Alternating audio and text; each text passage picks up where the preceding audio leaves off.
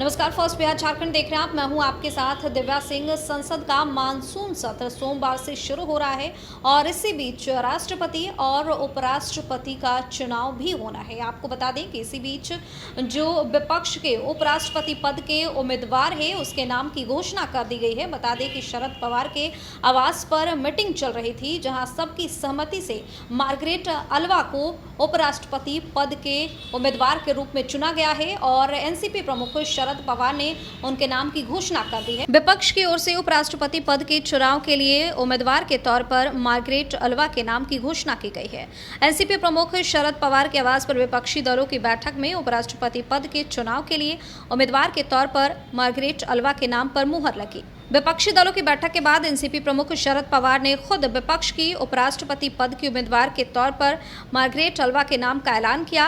Margaret Alva Congress party की कद्दावर नेता रही हैं। हाल ही में कांग्रेस अध्यक्ष सोनिया गांधी ने 2023 में होने वाले कर्नाटक विधानसभा चुनाव के लिए राजनीतिक मामलों की समिति का गठन किया था। इसमें मार्गरेट अल्वा भी शामिल हुई थी। मार्गरेट अल्वा कांग्रेस की अगुवाई वाली पूर्व की सरकारों में कई महत्वपूर्ण महकमों की जिम्मेदारी संभाल चुकी हैं। वहीं पूर्व केंद्रीय मंत्री एवं दिग्गज कांग्रेस नेता मार्गरेट अल्वा उत्तराखंड और राजस्थान की राज्यपाल भी रह चुकी हैं। मार्गरेट अल्वा कर्नाटक की रहने वाली है। मालूम हो कि 6 अगस्त को उपराष्ट्रपति चुनाव होगा, जिसमें मार्गरेट अल्वा का मुकाबला भाजपा की अगुवाई वाले एनडीए के उम्मीदवार जगदीप धनखड़ से होना है। भाजपा प्रमुख जेपी नड्डा ने शनिवार शाम पार्टी मुख्यालय में संसदीय बोर्ड की बैठक के बाद धनखड़ के नाम की घोषणा की थी। इससे पहले सरकार ने मानसून सत्र को लेकर सर्वदलीय बैठक बुलाई। बैठक के बाद संसदीय कार्य मंत्री प्रहलाद जोशी ने कहा कि सरकार सभी मुद्दों पर चर्चा के लिए तैयार है। इस बैठक में सरकार ने भरोसा दिया है कि वह बिना चर्चा के बिल पास नहीं कराएगी।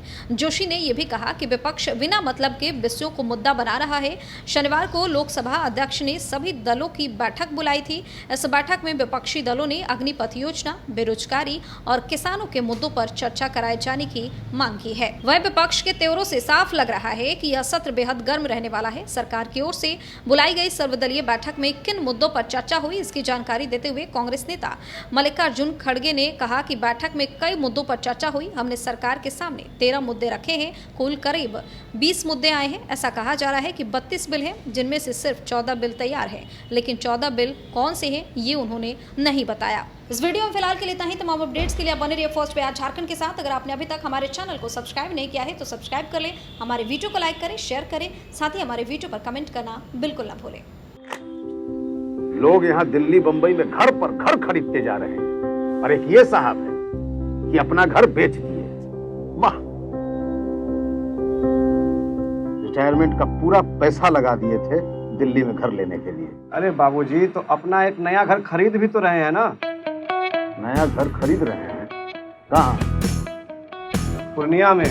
पूर्णिया में? हाँ। अरे बाबूजी, दिल्ली बंबई में घर खरीदना अच्छी बात है, लेकिन अपने घर पे घर खरीदना बड़ी बात है।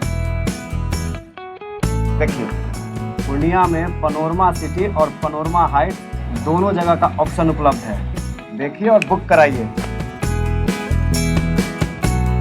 मतलब अपने शहर में अपना घर? जी बिल्कुल। अब कीजिए घर वापसी पूर्णिया के पैनोरमा सिटी और पैनोरमा हाइट में। पैनोरमा सिटी और पैनोरमा हाइट, आपके शहर में आपका अपना घर।